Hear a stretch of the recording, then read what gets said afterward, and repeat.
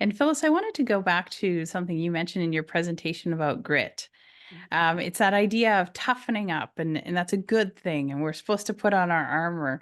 So, can you just share a little bit more about that concept? I think you said soften up and tool up. That's exactly how we got through COVID. I mean, we talked a lot about transformational leadership or humanistic leadership.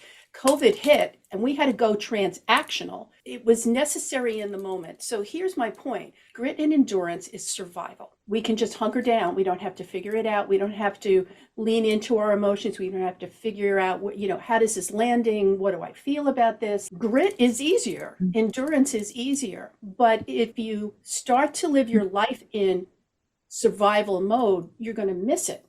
Resilience, however, is not leaning into a punch, but understanding the punch is coming. And you can either learn how to weave or dodge a punch or defend yourself or do whatever, but you're going to have to go with lessons learned.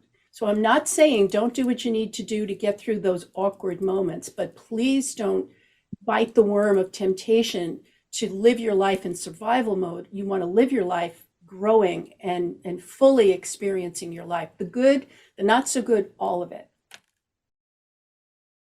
You've just watched that great clip from our webinar on February 1st, Let's Stop the Leadership Crisis. But even more exciting than that is the three of us, Phyllis Quinlan, Jennifer Griggs, and myself, are hosting a special Let's Stop the Leadership Crisis series in April.